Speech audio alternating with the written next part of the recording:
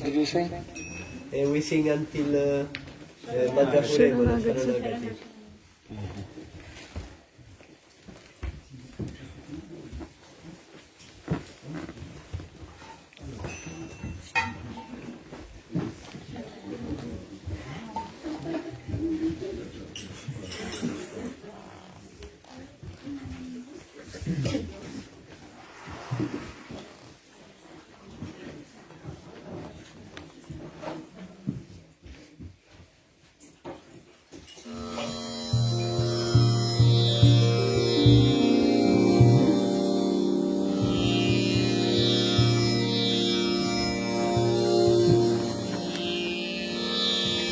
Krishna Chaitanya Prabhu, Varparamaya.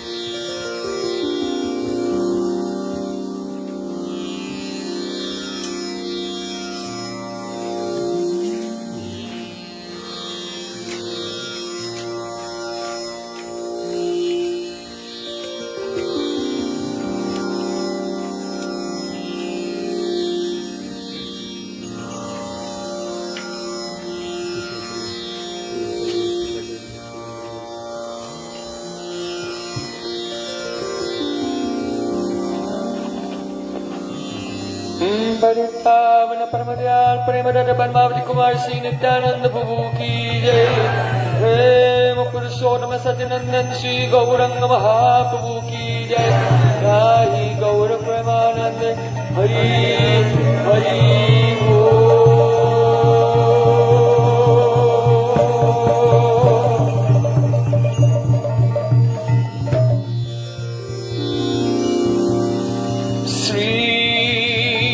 Krishna Chaitanya Prabhu Daya Karo Mahare Shri Krishna Chaitanya Prabhu Daya Karo Shri Krishna Chaitanya Prabhu Daya Karo Mahare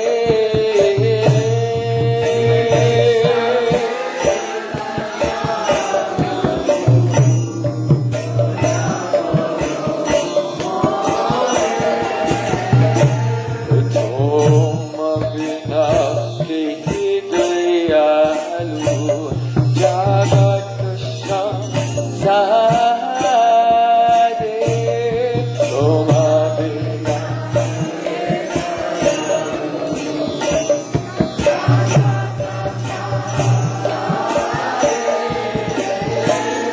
Toma Bina Kehi Dayalu Jagat Samsare Bina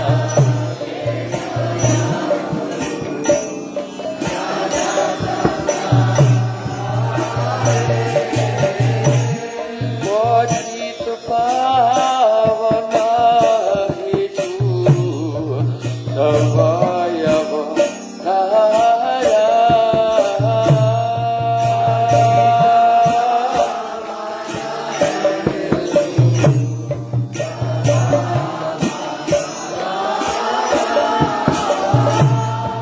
Patita Pavana Hetu Savayava Dhara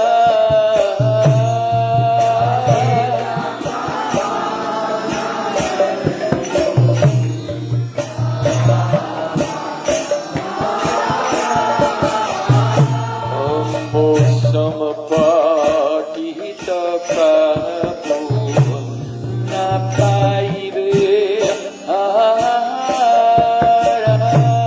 O Samapatita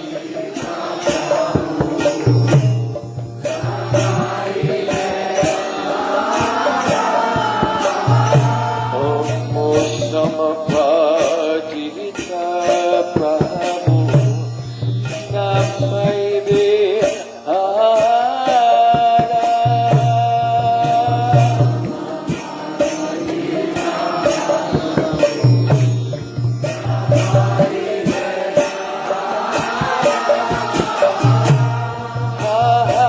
Prabhu Nityananda Premananda Sugi.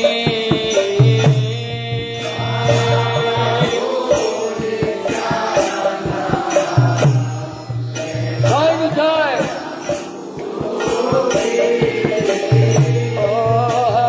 Prabhu Nityananda Premananda Sugi.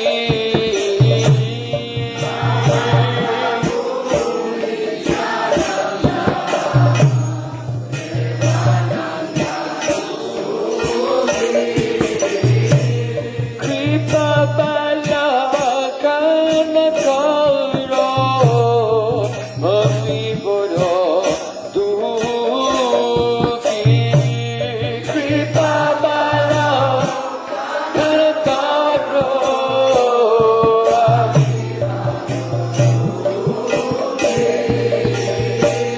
Kripa Bala Kana Kauro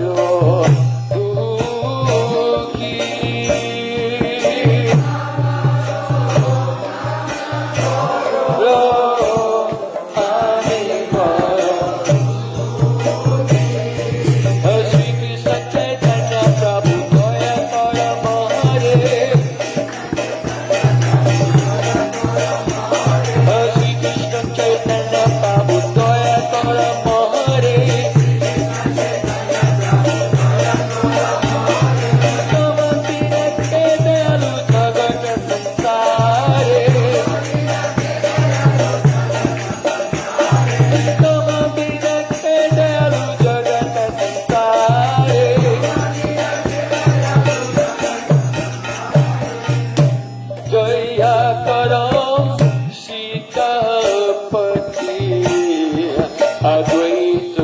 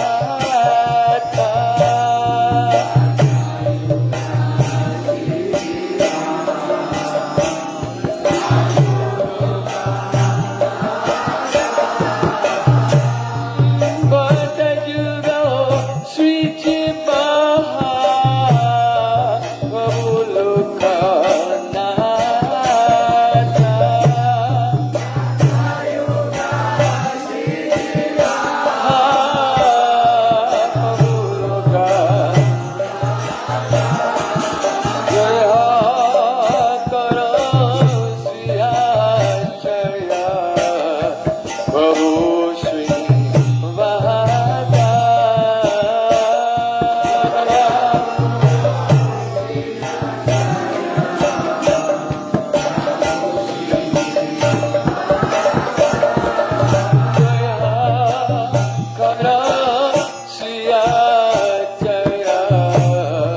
Prabhu Sri Radha.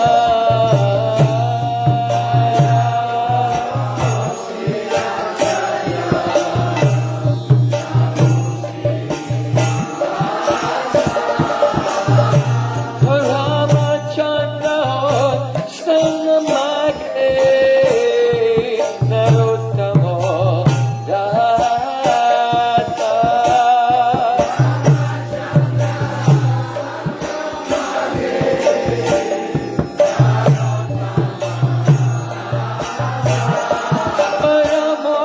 Ramachandra Sangamake Narottama Data.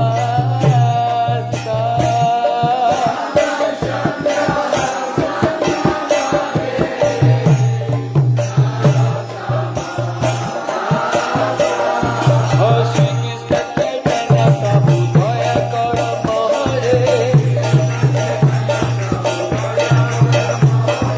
Homa Binakadalu Jagata Sansare. Jai Rupa Raghunath Jaya Rupa Raghunath.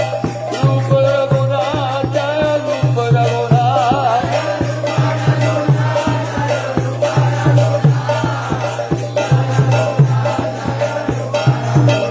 Nitai hai Gaura hai, Nitai hai Gaura hai.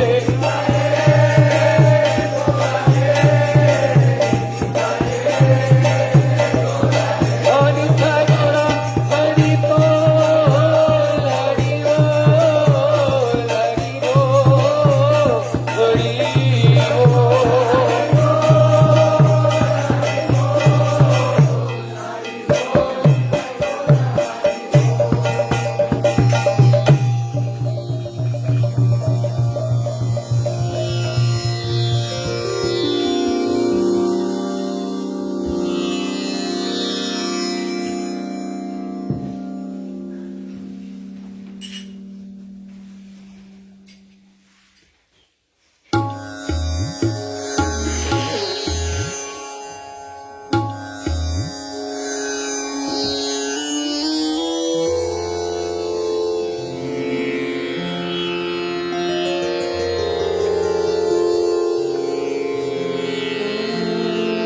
Vrindavan Vijay Lal ki jai, Vaishnava Wali ki jai, Vishwabhanu Raj Kumari Ju ki jai, Jai Jai Shri Radhe.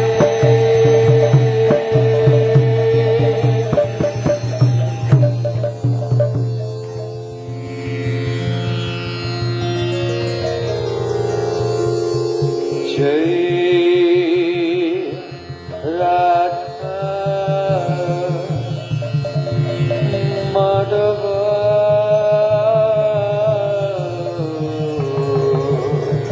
Jai Kunj Bihari.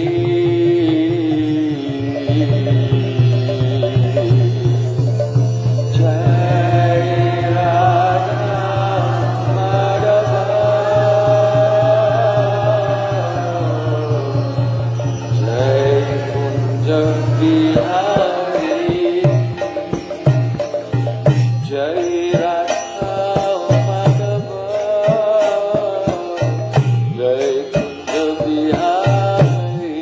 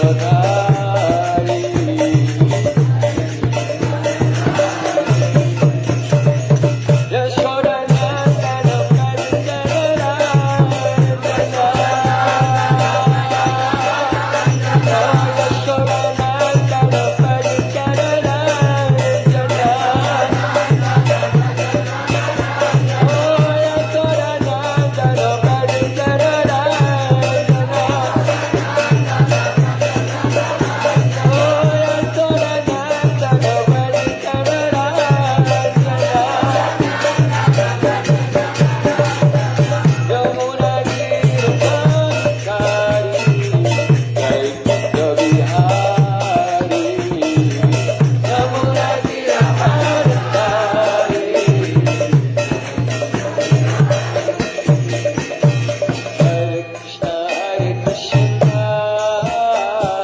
Krishna Krishna Hare Hare.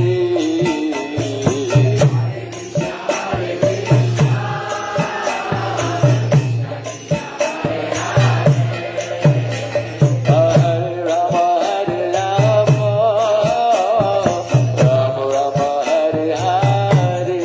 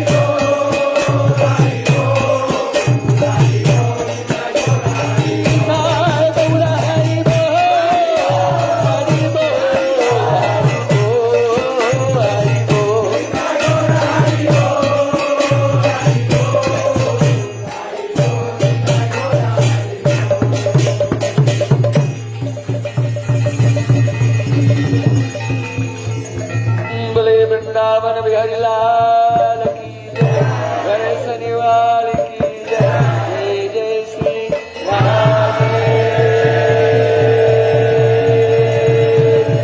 Shyam. जय गौर प्रेमानंदे हरि श्री रघुदेव की जय।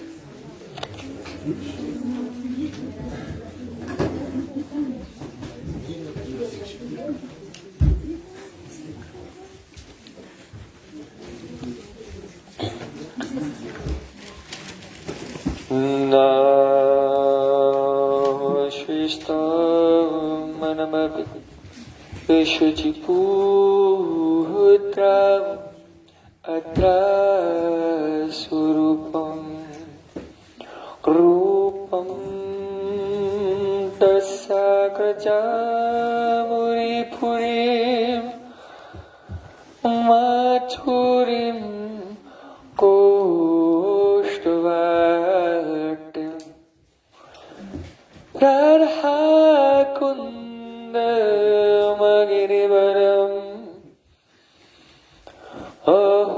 Radhika Madhuvasam Prabhu is Patita Kripaya Sri Guru Tam Natus Gurave Gaura Chandrayam Radhikaya Tadale Krishnaya Krishna Bhaktaya Tad Bhaktaya Namo Namo Ananda Lila Maya Vigrahaya Hema Padvyacchavi Sundaraya Tasmai Maha Prema Rasa Pradaya Chaitanya Chandaya Namo Namaste Chaitanya Chandaya Namo Namaste Chaitanya Chandaya Namo Namaste Bhaktya Vina Aparadha Lakse Jivmastu Kamari Gauram Kamati Kripa Maitam Shanam Prapanna Vrindino Masti Charanarabindam Vrindino Masti Charanarabindam Govinda Damo Dhanamadaveti Govinda Damo Dhanamadaveti Govinda Damo Dhanamadaveti Govinda Damo Dhanamadaveti Hey Krishna, Hey Yadava, Hey Saketi Govinda Damo Dhanamadaveti Sham Sundar Shikanda Shikar Smaraha Sumurli Manora Radhikaras Kamama Kripanidhi Supir Charana Kinkurim Kuru Tavaivasmi Na Jivami Tvaya Vina Iti Vikyaya Devi Tam Naimam Charantikam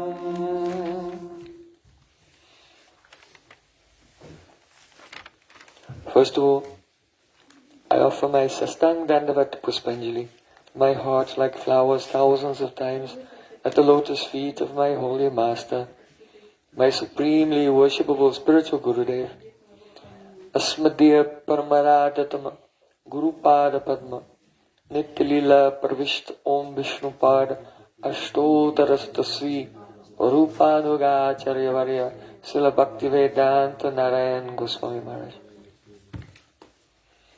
Secondly, I offer my pranam thousands of times at the lotus feet of my Param Gurudev, and to Srila Prabhupada, and to all of our Sri Rupanuga Gauriya Guru Parampara.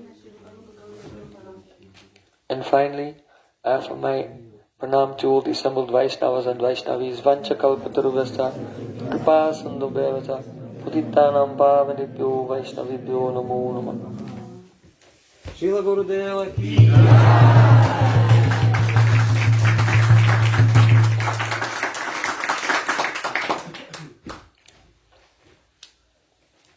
By the causeless mercy of Sri Guru and Gauranga, we have been hearing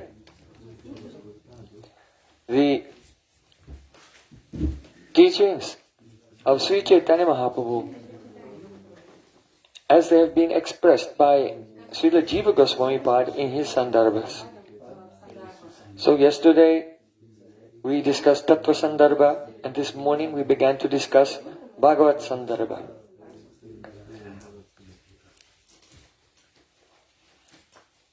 When a person has perception of Bhagavan, the Supreme Personality of Godhead, but without experiencing his variegated Shaktis, then this is called the experience of Brahman. If a person seeing that same Bhagavan, but he is experiencing only the Shaktis of Bhagavan which are related to the Srishti Leela, the pastime of creation, maintenance and destruction of the material universes, then he experiences Paramatma. And if a person has perception of Bhagavan along with his Swarup Shakti, his internal transcendental variegated potencies, then this is the complete realization of the truth. So, in the Vishnu Purana, there it is said,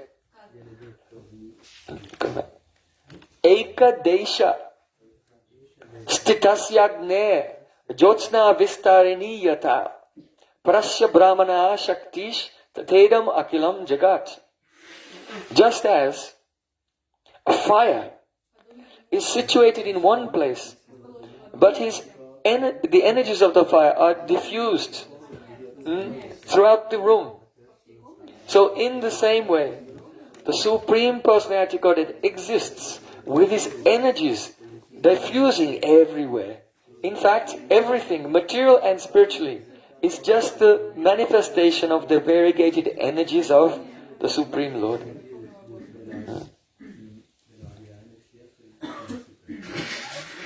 Okay.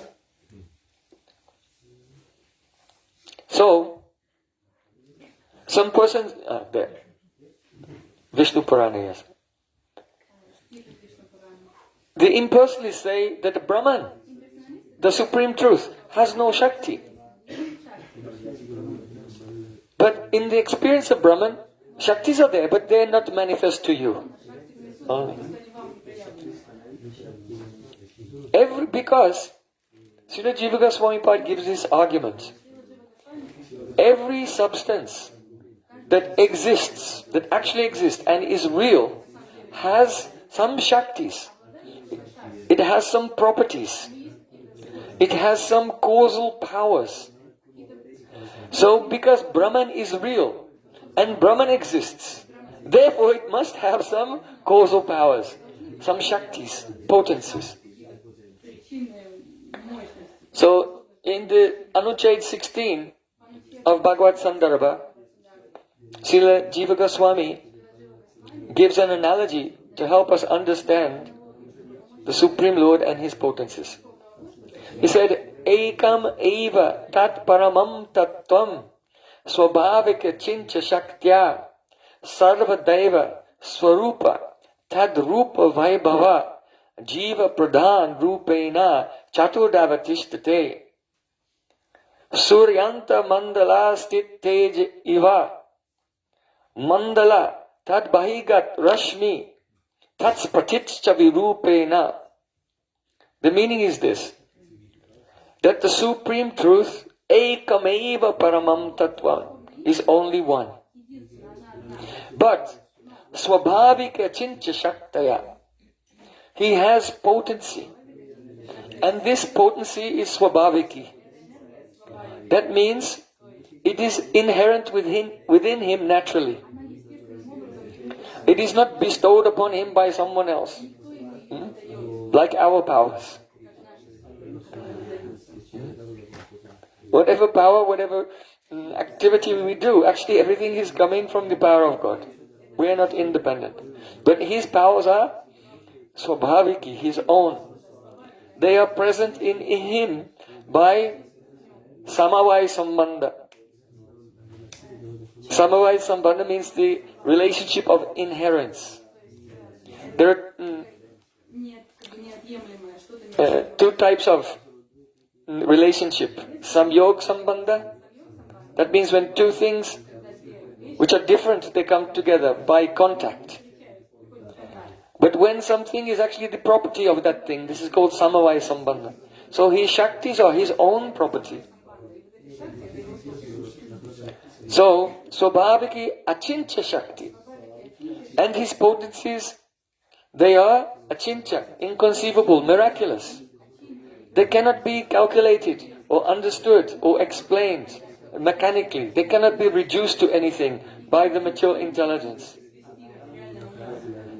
Now that one truth, by His Achincha Shakti, Sarvadaiva, eternally exists. Chaturdavatistate, in four features. Swarup, that means His own form. His own form is itself the totality of all existence. His Swarup is the foundation of everything.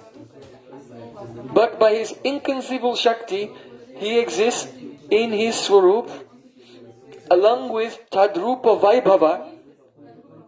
That means the opulence, the majesty, the glory of his form is called Tadrup Vaibhava.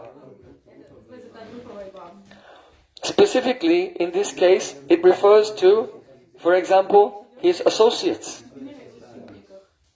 They're non-different from Him. They're the manifestation of the glory of His own Swarup. His Dham, Vrindavan, Mathura, Dwarka, Vaikunta. The whole Dham is the Vaibhav of His Swarup. All of His expansions and incarnations and avatars are His Tadrupa Vaibhav. The manifestation of the majesty and the glory of Krishna's original Swarup. So, Swarup Tadrupa Vaibhava, Jiva Pradhan, and the Jivas, the living entities, are also one type of Vaibhav. But the Jivas are the Vaibhav not directly of His Swarup, but the Vaibhav of His Tadrupa Vaibhav. Paramatma. So the identity of the Jiva is Paramatma Vaibhava, the glory or the majesty, the Shakti of the Paramatma. Atma, Paramatma. So Jiva and then Pradhan. Pradhan means the ingredient of material existence. So, to help us understand this, Srila Jiva Goswami Pad is giving an example, an analogy. Suryanta Mandala Stit Tej. Suryanta Mandala Stat Teja. In the sun, in the core of the sun is its own power. The sun itself, within the core of the sun planet, is its own power. That's compared to Krishna's Swarup. Then, Tadrupa Vaibhava is compared to the Surimandal. If you look at the sun, you see that it's an orb. So the outer aspect of the sun and the inner aspect of the sun. That is Krishna's Swarup and his Tadrupa Vaibhava. And then from the sun come uncountable millions of photons. The particles of light are spreading out everywhere. And each one of those photons is us, the Jivas. Amazing. This is why it's very important to understand Bhagavad Sandarbha. It's very important to understand Bhagavan. Because without understanding Bhagavan, you cannot know who you are. Because reality is one, and we are part of that. But now we are thinking we are separate and independent, and I am me and everything else is something else. But who are we? Tadrupavaya Bhava, Jiva Pradhan. The Jivas are compared to Tad Bahigata Rashmi. Bahigata means going out, the Rashmi, the rays. The rays going out, Tat, from that Supreme Truth. So Tad Bahigata Rashmi. That is us. It's amazing.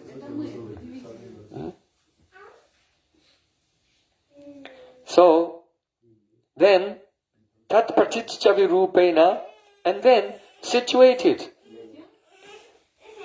separately from the sun is the reflection of the sun. Abadito Pihabaso. So the sun can be reflected somewhere. It looks like the glory of the sun shining, but really this reflection is not independent, and the reflection may or not be present. So that is Pradhan, the material world. The material world has features similar to the spiritual world.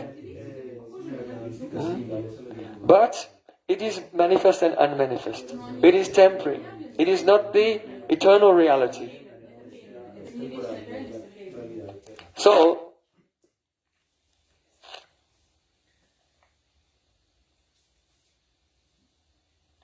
let us consider this relationship now between the different aspects. Supreme Lord, His Swarup is like the inner power of the sun. Paramatma is like the orb of the sun. We Jivas are coming from the surface of the sun, Paramatma, as the photons. And then the material world is like a reflection of the reality. Now what's the relationship between these? They are all one by Krishna's Achintya Shakti. The Achintya Shakti accommodates difference and oneness simultaneously. In the third canto of Srimad Bhagavatam 3.7.9, Maitreya Rishi, he said a wonderful verse. Seyam Bhagavato Maya Yanyayena Viruddhyate Ishvarasya Mivuktasya Karpanyam Utabandhanam. The question is this. Maya is the inferior energy of the Lord. And the Jiva belongs to the superior spiritual potency. So how is it possible for the inferior potency to overpower and control the superior potency? Krishna said in Bhagavad Gita that Bhumir apavanalovayo kamano buri evacha ahankaraityame bena prakriti astada. My earth, water, fire, air, ether, mind, intelligence and ego, these are my separated material energies. Aparayayam itastanyam prakritim vidime param jiva bhuta mahabhayo yedam daryate jagat. But the jivas, he said there's another energy which is para, which is superior. And those are the living entities, the souls. So how is it possible that the superior spiritual energy of the soul can be overpowered, covered, bewildered, and in bondage of Maya? So here Maitreya Rishi is answering this question. Sayam Bhagavato Maya. Because this Maya, external energy, is Bhagavan's Maya. Sayam Bhagavato Maya. Yan Nayena Viruddhyate. It can, Viruddhyate means oppose. And Nayena, Nyaya means what is just, what is logical, what is reasonable. It can contradict reason. In other words, how can it happen? Because Krishna's energy, the Maya is Krishna's energy, so it has an inconceivable potency. Achintya. And so even though the living entities, they are superior, but still they can be they covered, bewildered by Maya. But Ishvarasya vimuktasya karpanyam utabandhanam. Ishvarasya here means, as living entities we have capability. We have ish. We have some capacity. And that is that the Jiva by nature is Gyan Swarup. He is the very substance. He is conscious. He is Swasmai Swayam Prakash. His illumination reveals himself and reveals other objects. And reveals himself to himself. And reveals other objects to himself. And this will come in Paramattha Sandarbha, this discussion. But essentially, just like a candle reveals itself and reveals other objects. So it's Swayam Prakash. But the candle is not Swasmai Swayam Prakash. Because the candle is not aware that he is light. And he is not aware of the things that he is illuminating. So the Jiva is Swasmai Swayam Prakash. The light of the soul reveals himself.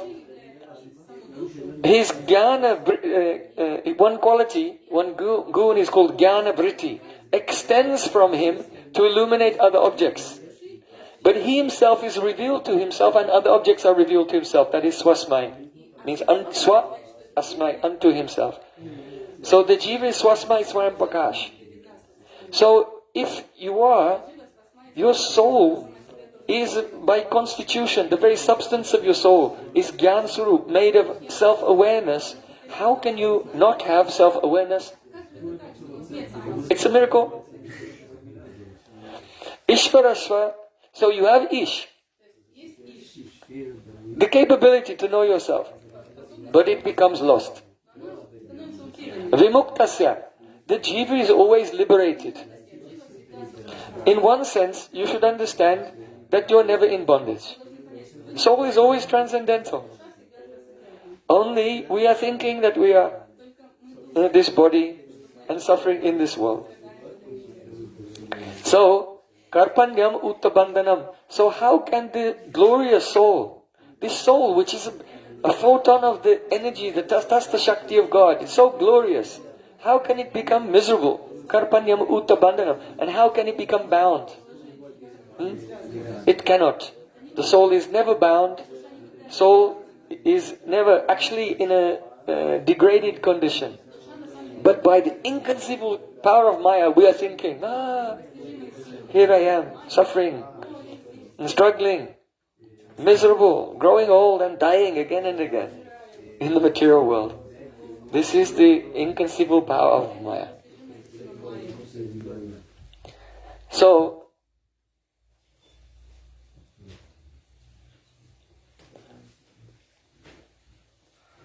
Maya has two forms, two aspects. Jiva Maya and Guna Maya. Jiva Maya is that which affects the Jiva directly.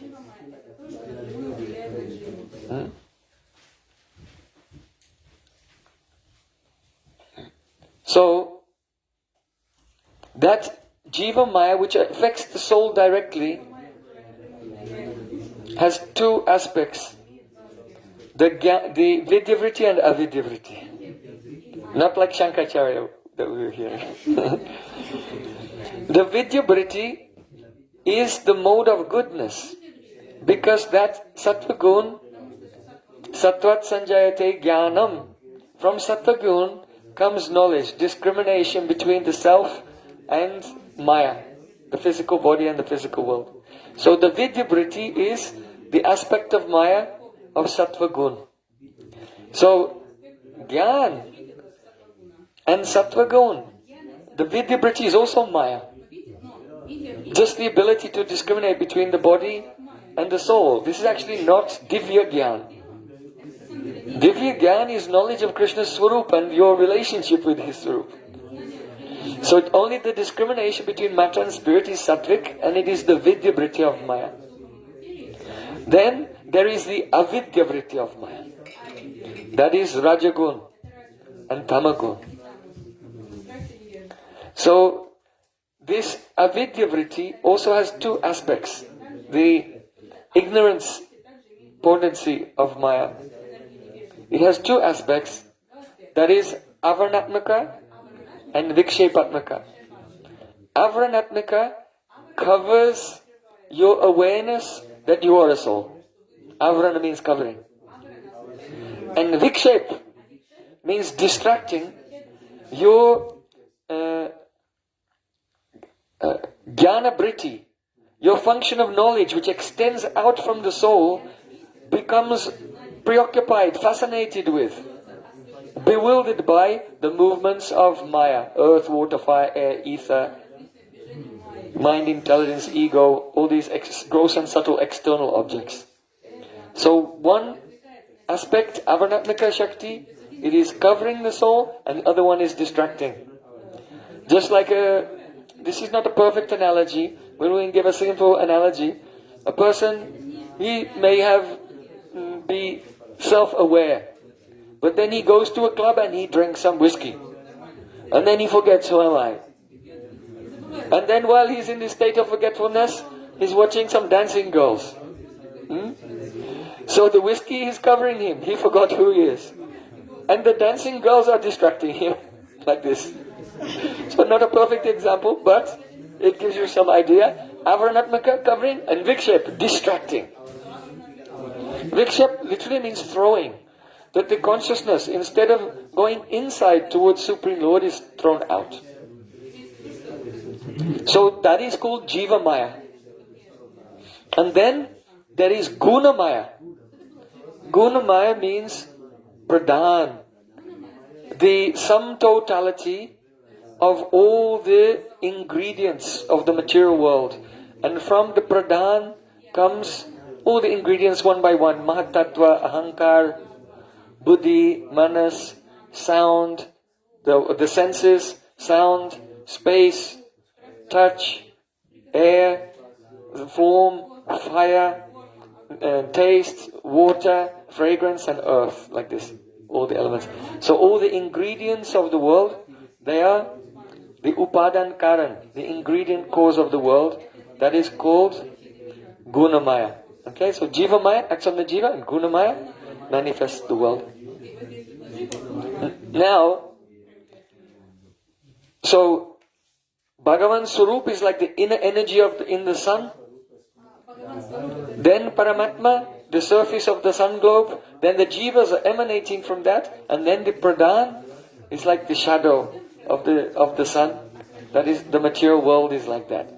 Now, Krishna himself is fully conscious. His Tadrupa Vaibhav is fully conscious. And eternal and immutable. The Jivas are conscious and eternal and immutable. But this material energy, it is insentient, it has no consciousness. And it's always transforming and changing, manifesting temporary forms which are coming and going. So it's very astonishing that how can something which is unconscious come from that which is conscious? How is it possible? So Srila Jiva Goswami is giving an example that it's just like you are conscious of your whole body, but your hair and your nails are unconscious. How can something which is unconscious grow? But still it happens. Our hair is unconscious, but it's growing. Our fingernails are unconscious, they're growing. You can cut there, you feel. When someone cuts your hair, you don't scream. Ah, no. If they try to cut off your fingers, then you'll scream. But your hair, no problem. So just as the hair and the fingernails can grow, and they appear to be alive, and they're unconscious. So in the same way, the pradhan, the ingredients of the material energy, they are not alive, they're insentient. And they grow also, they transform.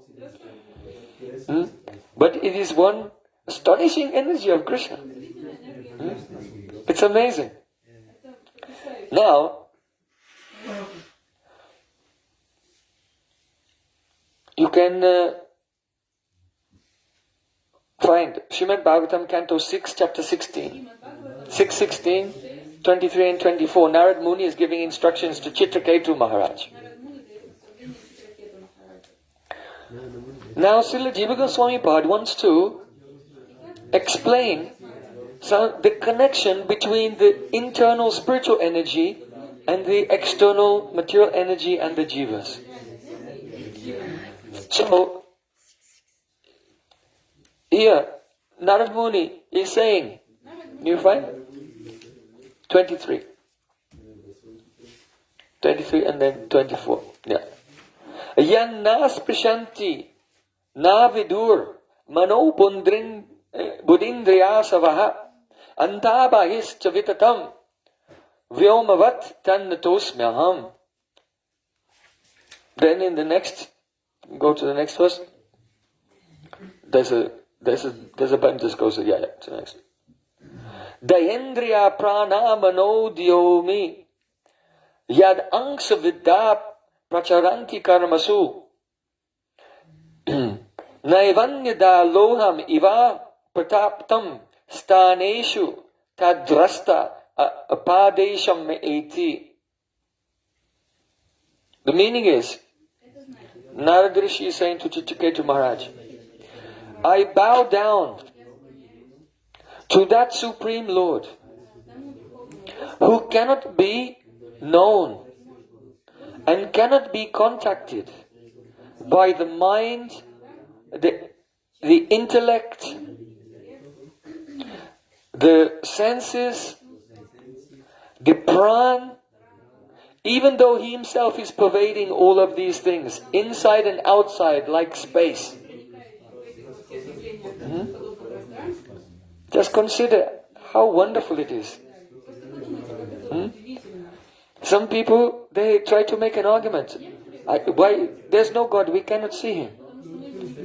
You cannot see Him through the material empirical approach.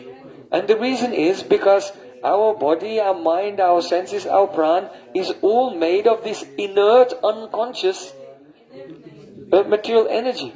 So how can these inert, unconscious things become aware of Supreme God? Is it possible? Can your fingernails know what you are thinking? It's impossible. So, your mind, you are thinking, oh, my mind is so fantastic. It's just like a fingernail. Actually, completely dead. It has no powers at all. Only it's moving. By the will of the Supreme Lord. And this gives us the impression that the mind is alive. So, he's saying that the mind, the intellect, the senses, the pran, they cannot touch, they cannot conceive of, they cannot contact the Transcendental Lord to whom I am bowing down. Everyone, bow down to Krishna. Namo Brahmanya Devaya Go Brahmanhitaya Cha Jagadhitaya Krishnaya Govindaya Namo Namah. Now, just as space is pervading everything, so similarly, the Supreme Lord is actually pervading all those senses, the pran and everything by which we cannot see Him. So astonishing. Now Narad Rishi is saying The body, senses, the pran, the mind and the intellect, although they are matter, they can engage in action. They can act. But they can only act when they are infused with a particle of the Supreme Brahman. That means that this world is not directly under the control of Krishna.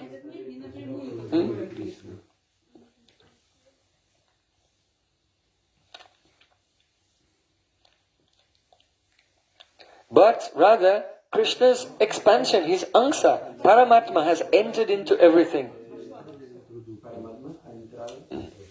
As Krishna said to Arjun, "Hey Arjun, what is the use of this elaborate explanation of all my opulences in the material world? Just know that by a small spark of myself, I have entered into everything and I am manifesting and maintaining all things." So, unless that the Paramatma has entered into everything, then nothing can move, just as iron cannot burn without fire. If you have a piece of iron, it's cold. It has no power to burn. But when the fire enters into it, then the iron becomes red hot. And then anything it will touch, it will set fire. So in the same way, the only way that we can move, the only way that we can see, the only way that we can taste, that we can hear or do anything, is though these elements are all dead like cold iron. But everything is alive because Paramatma has entered in, and by his Shakti, and he's pervading everything and making all things possible. Right now. Amazing. If you just consider these things, then all problems disappear. Only when we forget the Supreme Lord, then the darkness of problems descends on us. Otherwise, there's no such thing as problems. So he said, when this infusion of the soul and the body, the mind and senses takes place, because the soul has qualities. He has the Icha Shakti, the power to desire. He has Jnana Shakti, the power to experience. He has Kriya Shakti, the power to act. But actually, these Shaktis are given to him by Paramatma. So whether we're talking about the soul or whether we're talking about the body, the mind and senses, everything from Paramatma, the Shakti is coming. So finally, Narad Rishi is saying in the last line, Staneshu tadrasta apadeshameti. It is only when this infusion of the soul, this infusion of the body and senses by Paramatma's Shakti takes place, that the Jiva acquires the name of Drasta, the seer. We cannot see, we cannot experience at all. Only by the power of Paramatma. So we are not independent in any way. In Bhagavad Gita, Krishna said, Sarvasya chaham ridhi sanivisto matak smriti jnanam apohanam cha. I am situated in the form of Paramatma in the heart of everyone, and from me comes remembrance, knowledge and forgetfulness. You see? So, if you want to say something, but you don't remember the word that you're looking for, what you do, you're helpless, and you're waiting, and then, oh, it came to me, and then you say the word. How did it come to you? Because Paramatma is sending from the impressions in our subconscious mind of that word or experience, and he illuminates that, and it comes into our conscious mind. So memory is only because of Paramatma. Can you imagine if your memory was not working? If your memory only worked for 5 seconds, then what could you do? You could not even speak. Because when you were a child trying to learn to speak, someone tells you a word or a sentence or anything, and then 5 seconds later you will forget it. So you can't do anything. So any natural thing, the vocabulary we use, the way that we speak, everything, it's all Matak Smriti, the Paramatma is giving us the memory.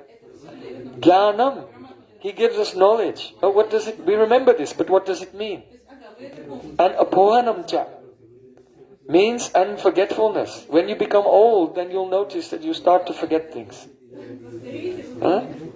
And so he's giving when we're young, and then as we're old, karma's running out and then it's taken away. So we're fully dependent on Paramatma all the time. And matasmritya jnanam aponam cha can also mean how within the day we are awake, and then we dream, and then we forget everything and we go into deep sleep. So in deep sleep, then the senses are dissolved. And if you're in completely deep sleep, your senses are dissolved, your ego is dissolved. Atma has no perception of anything. But then someone calls your name. Hey, wake up, wake up. Your senses have been dissolved. You cannot hear. So how do you wake up? Because Paramatma is there. There must be someone there who can call you from that state of consciousness. From deep sleep into waking consciousness. And that person who calls you himself must be able to hear. Right? So when you're in deep sleep and someone says, hey, wake up, then the Paramatma hears it and then he brings you out from the Shushupti, the state of Shushupti. So this is what is being explained here. So in this way, we're discussing Bhagavan. He has Achintya Shakti. He is only one reality, perceived sometimes as Brahman, Paramatma, or Bhagavan. Though he is one, he exists eternally in the four features of his own Swarup, his Vaibhav, his opulence, us, the Jivas, and the material world, and the relationships between them. And how everything is ultimately, the material world and the Jivas are dependent on the Paramatma, and the Paramatma is a partial realization of that Bhagavan. So, now, let's come to the Swarup of the Lord. Swarup. Because the Swarup of Krishna is unlike anything that we have experience with. It is completely unique. The Swarup of Krishna itself is the Advaya Gyan Tattva, the non-dual conscious reality. And in that form of Krishna, there are unlimited forms. And they all exist eternally within him. But he manifests them according to the devotion of the devotee.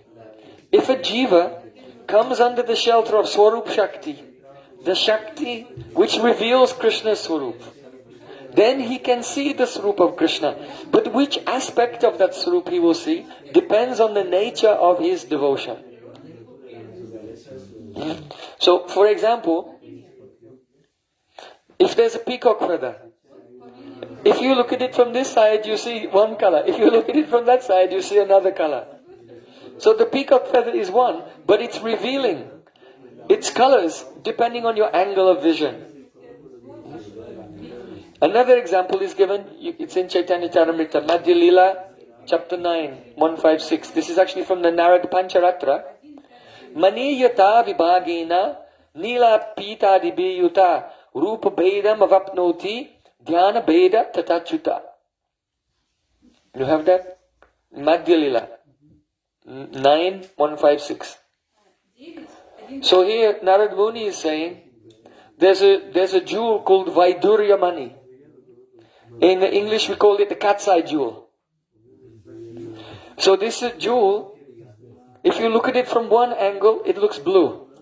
But if you look at it from another angle, it looks yellow. So the Supreme Lord is like that. Though his form is one, depending on dhyana bedat, according to the dhyan, the meditation of the devotee, then rupa beda. So dhyan bed from different types of meditation, Rup Bhed, the devotee sees different forms of the Lord, but the form is one.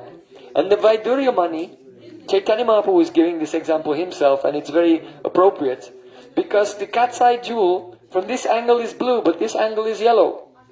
So Krishna is like that. If you see him from the point of view of Madhurya, he's bluish, Krishna in Vrindavan. And that same person, if you view him from the angle of Audarya, compassion, is Gauranga Mahaprabhu.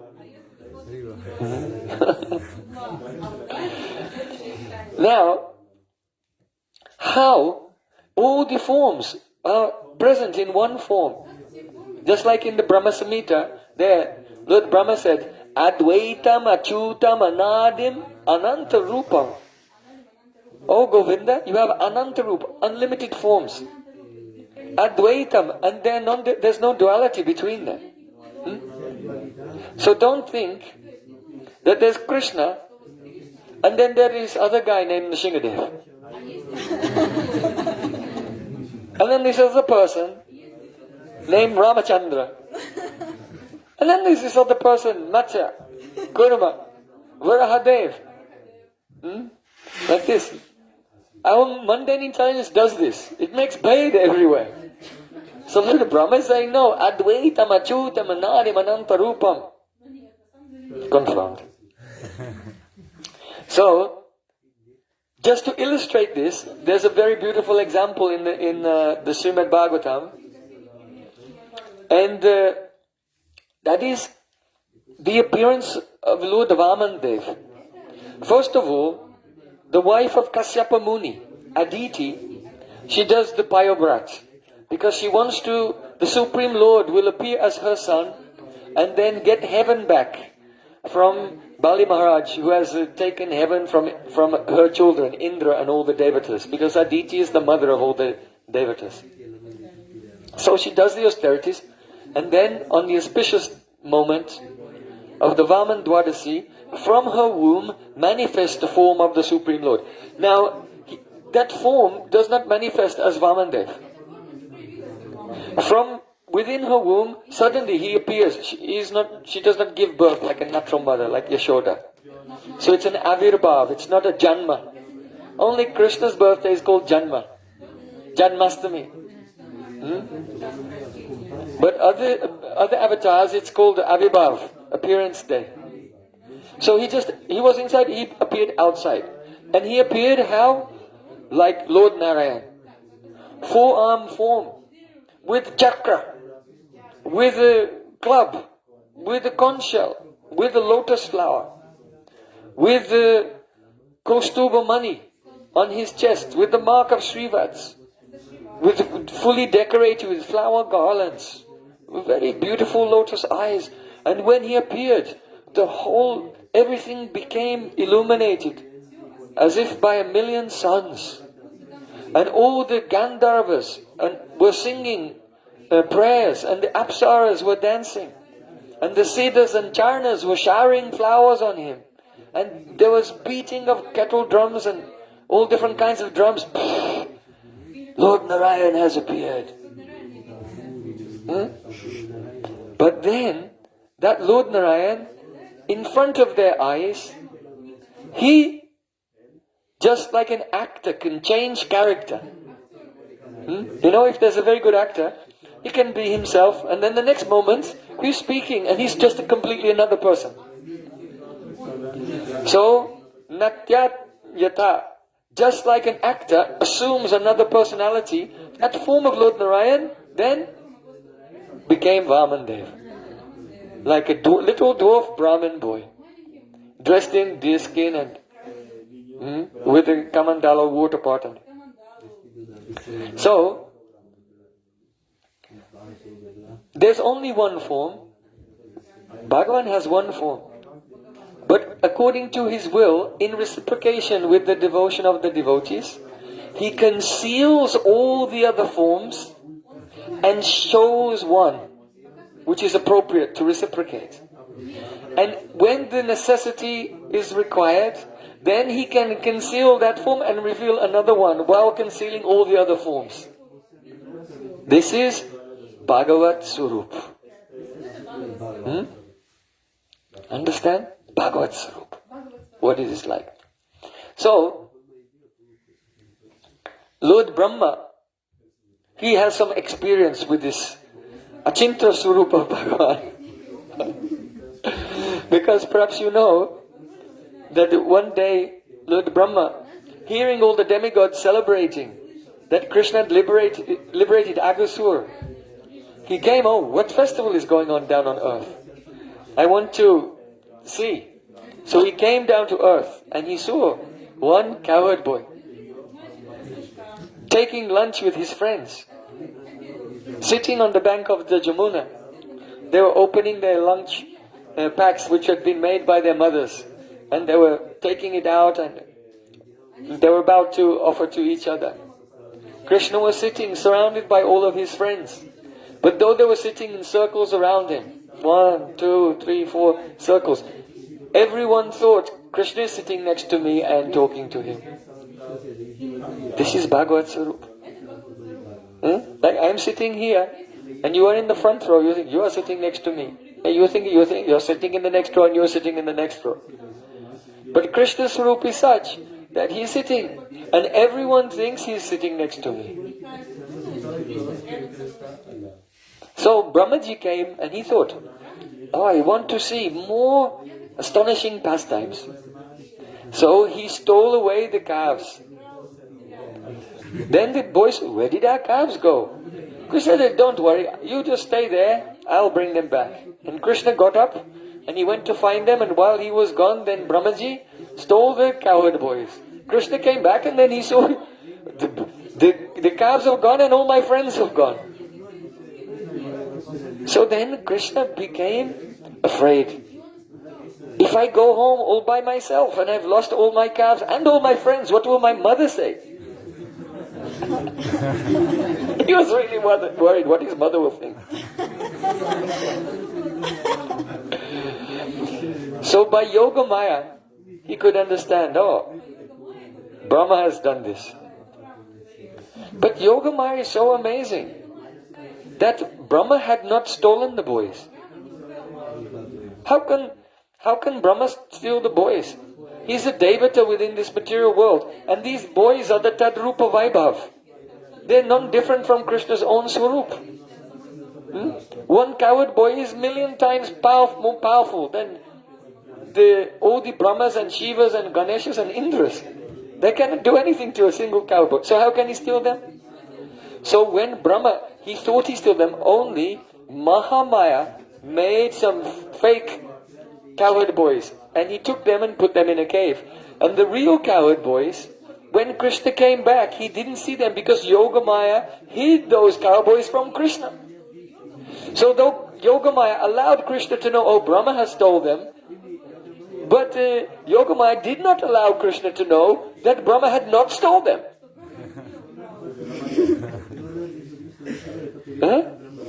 It's amazing. So he came back to Jamuna and he looked and they were not there. But actually they were there the whole time. So now he was worried, what will my mother think? So then Krishna expanded. And his Tadrupa Vaibhava, in the form of Narayan, took many forms, his own forms of Narayan manifested everywhere. Now as I said this morning, don't think they all came out of his body and then they were there. The form of Bhagavan is already everywhere. Okay? And Narayan is him, anyway. So, in these various places where he already was, his original form, being concealed, manifested only the Narayan form, and the Narayan form took the form of each and every cowherd boy. Along with not only their forms, but all of their sticks and flutes and hats and clothing, everything was exactly the same. And then Krishna, he played with his own expansions, and then they also became all the calves. And then collecting the calves together, Krishna went home, hoping that my mother will never notice what happened. This is his motivation. I hope the adults don't find out that I've lost everyone. Now, you know, a child, if they're naughty, they'll go to great lengths to hide the fact that they've done something wrong. So now, every morning, Krishna wakes up, and himself is waking up in all the homes and then coming and knocking on the door. Oh, Krishna, let's go. Are you ready to go to herd the cows? So Krishna is calling for himself in the morning and taking himself in the form of the cows, which are himself, out to graze. And he's doing this every day for almost a year, so that his mother will not find out. It's quite incredible. So then, after almost 1 year, then Lord Brahma, you know, Lord Brahma had gone back to Brahmalok, and he thought, I'll come back to check later.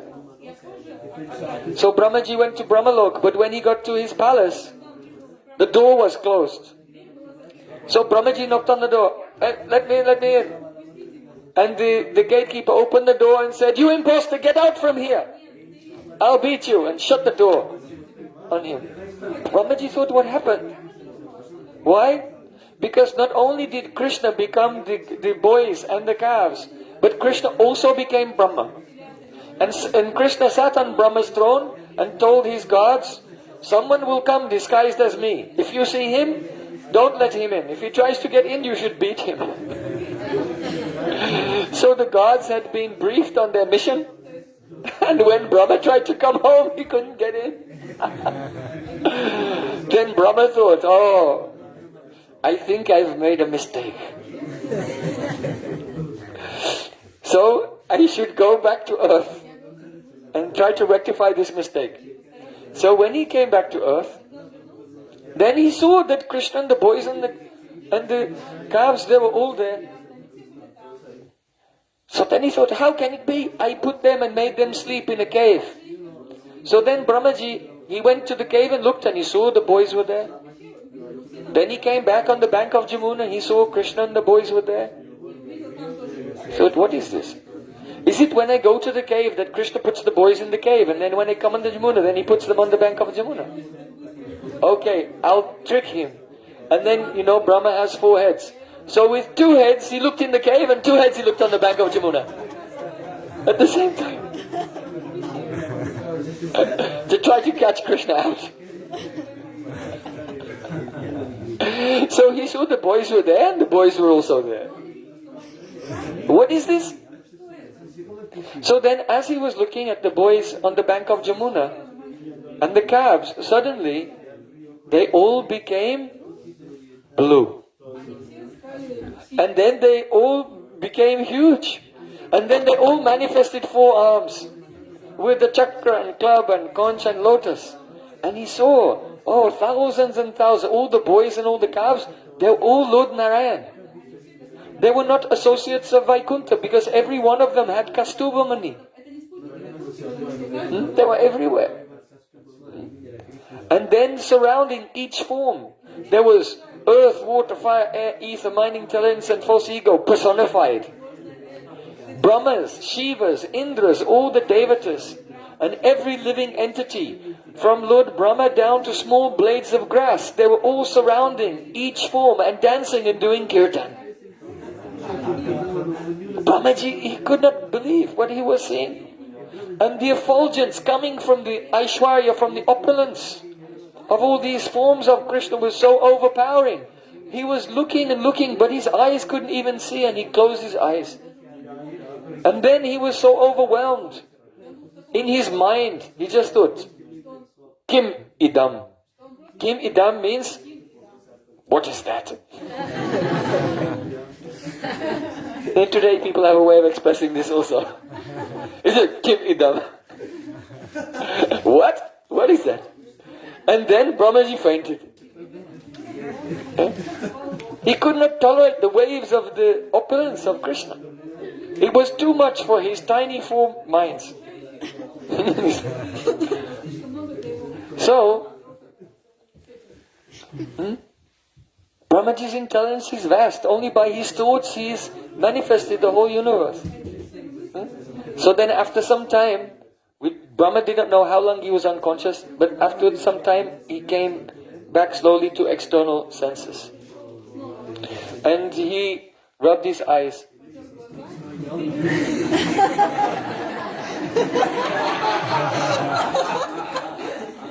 And then he opened his eyes and saw the beauty of Vrindavan. And he saw Krishna was wandering with some rice in his left hand. See, he's only 5, he didn't learn. Don't eat with your left hand, Krishna. Gopal, don't do that. Eat with the right hand. But he's got food in the left. And he's wandering here and there. Oh, Subal, Sridham, Basudam, where are you? Looking for his friends. Then Brahma thought, what have I done? I have made a great offense. And he came down to the ground and gave Dandavat Pranam again and again, and crying with his hair standing on end and trembling, and giving Pranam again and again and again. He was overwhelmed with emotion, he could not speak. But after some time, when he gathered his composure, he regained his composure. Then he began to pray to Krishna. No midyate brahmapasait adidambaraya. Now, when he was praying, this verse, 10, 14, 21, very, very important verse for meditation on the Bhagavad Swarup, the Swarup of Bhagavan. This is a very important verse spoken by Lord Brahma. Ko veti bhumam Bhagavan Paratman Yogeshvaroti Bhavatas Trilokyam Kvahava Katamba Kativa Kadeti Vistarayan Kridasi Yogamayam. So beautiful. Ko veti means who can know? Oh Bhagavan, oh Bhuman, oh Paratma, oh Yogeshwara. You see, there are 4 names for Krishna here. Bhuman, Bhagavan, Paratman, and Yogeshwara. So he's saying, who can know you? Bhavatas Trilokyam. How you perform pastimes where throughout the 3 worlds. Just imagine that there is the spiritual world and all the planets there, where Krishna and his expansions, pastimes are going on in unlimited forms eternally. From the body of Mahavishnu, from the pores of his skin. Don't think that one universe comes from each pore of the skin. There are thousands of countless universes in each pore. Each pore is like a huge crater, and the universes are like little atoms, thousands of them in each pore of his skin. And throughout those universes, Krishna's forms and all of his incarnations are coming unlimitedly again and again. So, Bhavatas Trilokyam, Brahmaji saying, oh Krishna, this is Bhagavad Swarup we're discussing. Bhagavad Sandarbha.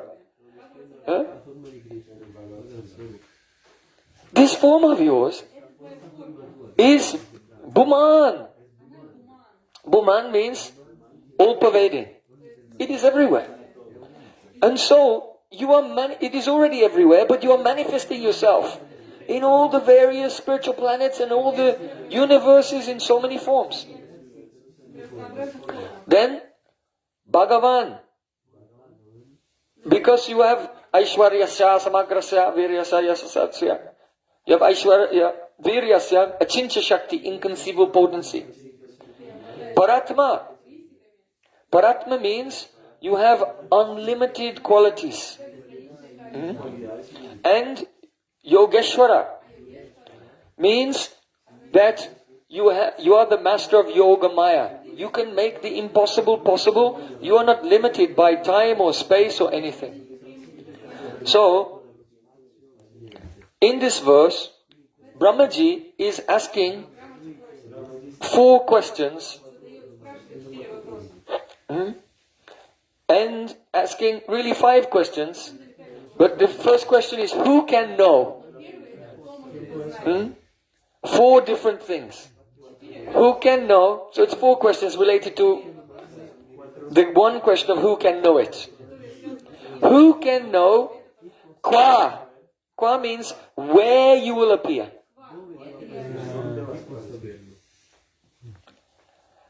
Qua va, or, va means or. Qua va katam. Katam means how will you appear? Qua va katam va kativa.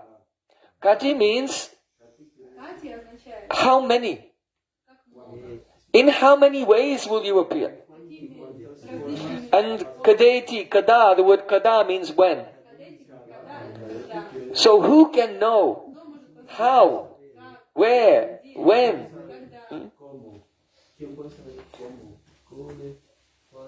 Where? How many? And when? And Brahmaji, by addressing Krishna with 4 names, Bhuman, Bhagavan, Paratman, Yogeshwara, he's answering the question of where, how many, how much, and when. He's answering the question, but not who can know it. He's not answering the question who can know it. Because who can know it? No one can know it. No one can know. Na yasyaka ichit rajan pumamida viditsitam na vijijasya yukta bhuyanti kavayopihi. Remember yesterday we were speaking about Vishwadev, how he was lying on the bed of arrows. So at that time, one of the prayers of Vishwadev, he said this, Na yasyaka ichit rajan. Oh my Lord, no one can understand your intentions. What is your intention? And even if someone tries to inquire about it, they become bewildered simply by the inquiry. So you can understand something about Krishna's bhavs, his moods, by the way that he acts. Because his singing, his dancing, his actions, they are the anubhavs. They reveal the bhavs in his heart. But no one can know his intentions. What does he intend? For example, when there was a friction between the Pandavas and the Kauravas, and it looks like war will break out, Krishna went as a messenger, as a diplomat, an ambassador on behalf of the Kauravas, on the Pandavas, and he went to the palace of Duryodhana to negotiate peace. But what was Krishna's intention? Krishna didn't want peace. Krishna wanted them to fight so all the demons, so many millions of demons will be destroyed and the burden of the earth. But if you look, he's going there, he's gone there, he's doing the negotiation. And you think, oh, he's negotiating for peace, he wants peace. No, you cannot understand his intention by seeing what he's doing. So, who can know these things? No one can know. Unless Krishna will reveal it himself. So, Koveti Bhuman Bhagavan Paratman Vistarayan Kridasi. Kridasi means you play. And how do you play? Vistarayan Yogamayam. By expanding your Yogamaya, your inconceivable Leela Shakti everywhere. This is how you play. What you will do? No one knows. Krishna is Upadravi. He makes an unexpected surprise and disturbance for everyone everywhere. So we can give some examples to illustrate the nature of Bhagavad Swarup. First, Qua. Where will he appear? So in answer to that, the name is given Bhuman. He's all-pervading. So the answer to where he will appear is anywhere he likes. Because he's already there. He doesn't have very far to go. So, you know that once Lord Brahma, he was thinking, and one like little speck fell out of his nostril. He said, what's that? You know? As you do if something falls out of your nostril. What is that? And he looked. And he was a little speck and it started to grow. And when it became like the tip of the thumb, he could see that actually it was a little pig. And then it got bigger and bigger and bigger. And it was Lord Varahadev. So Brahmaji himself is speaking from experience. Kwa va katam va kati va kate. No one knows where you'll appear. You fell out of my nose.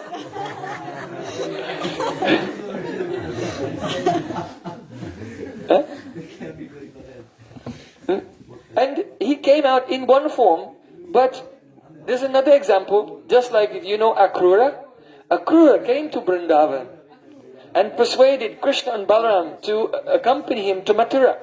So they got on the chariot and they left, leaving behind all the weeping gopis. And on the way, it was time for Akrura to do his morning ablutions. So he came on the bank of the Jamuna, that place called Brahmarad. And he left Krishna and Balaram on the chariots and he went to the water. And when he went to the water, he saw Krishna and Balaram were in the water. So then he got out of the water, he went back to the chariot. And he saw Krishna and Balaram were there. So then he went back to the water. Huh? What is this? And then he saw Krishna and Balaram as like Lord Narayan and Ananta Shesh. And he offered prayers and became perfect by his prayers. You know, Akrura is the example of one who becomes perfect by bandhana, offering prayers. So he was trembling, he was in ecstasy. And when he came back to the chariot where Krishna and Balaram were, Krishna said, "Oh uncle, have you seen something?" Because he looked shocked. He said, "Have you seen something wonderful?" He said, "Oh my Lord, I am looking at you." If one has seen you, then what else is there to see? So, it is not only where he will appear, but he's appearing here, he's appearing there. Akrura was seeing him in different places at the same time. So, Kvava, Katamba, how? How will Krishna do his Leela? So in answer to that, Koveti Bhuman Bhagavan. Bhagavan has a Chincha Shakti. So by his inconceivable potency, he will do Leela that you can never imagine. What will happen? You know that Indra, he sent the Samvartak Meg, the clouds of universal destruction, to pour down heavy rain, lightning, thunder, hail, and destroy all of Vrindavan. Now, Krishna has fought against devatas and demons on different occasions in different ways, sometimes riding on the back of Garuda and coming with his chakra. But what did Krishna do? Katam, how will you do your Leela? No one could expect that being a 7-year-old boy, he will pick up the mountain on the tip of his small finger, his little finger, and hold it aloft for 7 days. Who would have suspected it? No one could have guessed. You know because you heard the Leela. But if you were there at the time, among the Brijbasis, and it's raining and freezing, and then suddenly, what? And then little Gopal, he lifts a mountain on his little finger. It will be a very big surprise.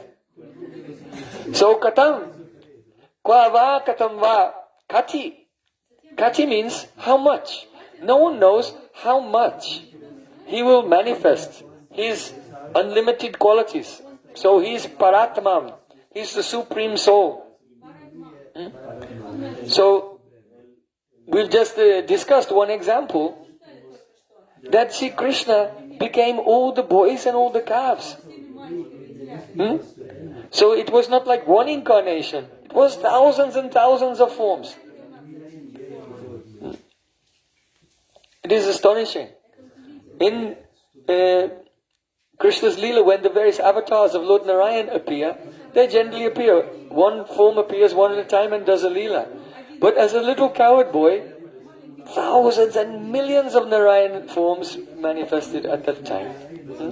But one thing you have to consider is this.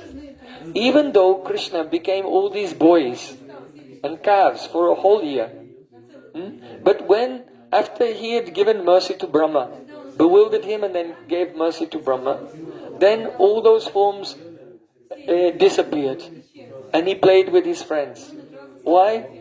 Because even his Narayan forms, playing the parts of coward boys, looking exactly like coward boys, down to every last hair, ornament, cosmetic and every detail, but still his own expansions of Lord Narayan being exactly the same of each and every cowherd boy could not please him, like the actual cowherd boys. Because Narayan does not have Braja Prem. So when that Leela was over, all those forms, okay, go. And he was so happy to be again together with the friends. They look exactly the same, they behave exactly the same, everything. But in that year, Krishna was not satisfied because he could not really receive that pure love. It was only for show. So, Kati, how many forms will the Bhagavad Surup manifest? No one knows. In Rasa Leela. Then see Krishna. Rasutsavaha sampravrito gopi mandala manditaha yogeshwarena krishnena tasam madhyai dvayor dvayo. For every gopi, in between every gopi there was a Krishna. Between two Krishnas there was one gopi, and in between two gopis there was one Krishna. Like this, everywhere. So Shatakoti gopi, it is said that there was 100 Shata times Koti, 10 million. 100 times 10 million gopis. But that's just to give an idea of it was a big number. Actually there are unlimited gopis. So there are unlimited forms of Krishna dancing with them. So Brahmaji is saying, Kwa va katam va kativa. How many forms will Krishna manifest? Vistarayan Kridasi Yogamaya, as he is playing, and Yogamaya is expanding the Leela. So even though there was one Krishna between two gopis and one gopi between two Krishnas, but Yogamaya manifested in such a way that each gopi only saw one Krishna.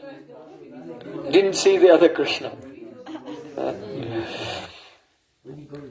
So then, Kadeti. Now this is the most important one, which is in terms of being relevant to us. Kada means when. When will Krishna's form manifest? And the answer is Tam Bhakti Yoga Paribhavita Ritsaroja Asesu Tekstapatano Nanata Pungsa Yad Yadyo Taduragaya Vibhavayanti Tad Bapu Pranayase Sadanugrahaya. When our heart becomes saturated with Swarup Shakti, with pure Bhakti, then in accordance with our pure Bhakti, then Kada, when? Then Krishna will appear. So all of our acharyas, they're always praying, Kabe habe bolo se dinayama apurada guchi shudaname ruchi. Oh, when will that day come? When I'll become free from Namaparad and I have taste in the pure name. And that pure name is Sri Krishna. So who can say when Sri Krishna will appear? We cannot say when. But we can say that Sri Krishna will appear to us when we chant Shuddhanam, the pure holy name. So all of our acharyas are crying. Shama Sundar Shikanda Sheka Smaraha Smurali Manohara Radhika Raskamama Kripanidhe Swapriya Chana Kinkarim Kuru. Oh, beautiful Shama Sundar. Oh, you are decorated with the peacock feather to impress Radhika. Smerahas, Murali Manohar, you are smiling sweetly. Why? Because you are looking at Radhika. So you become overjoyed. Murali Manohar, and you are playing the flute only to please Radhika. And by the flute you are calling her name. Venu Gite Dake Radhikana. Smarahas Murali Manohara. Radhika Rasakamama. Kripanidhe. Oh Krishna, you are expert at relishing the rasa of Radhika's love.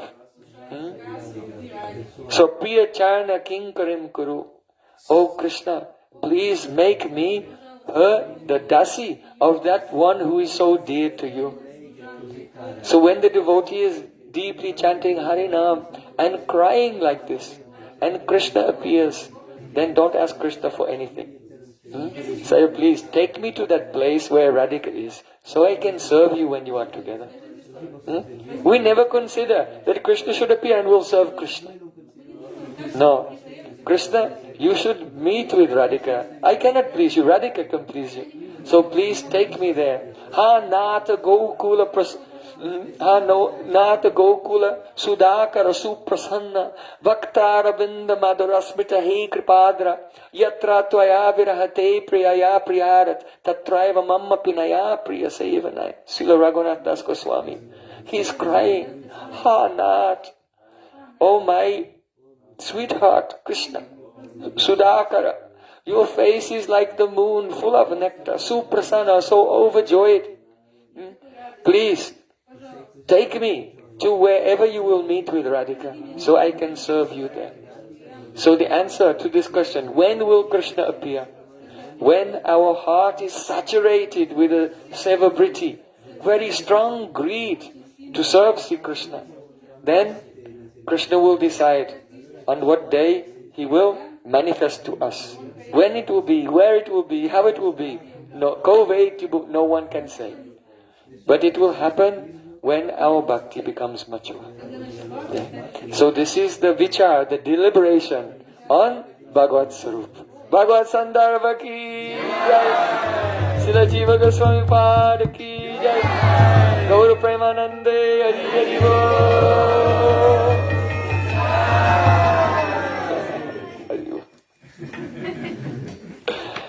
So Pujari, you can blow the conch.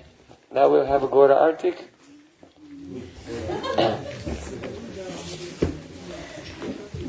Tomorrow, I want to say a few more words about Bhagavad Sandarbha, and then tomorrow we'll begin Paramatma Sandarbha.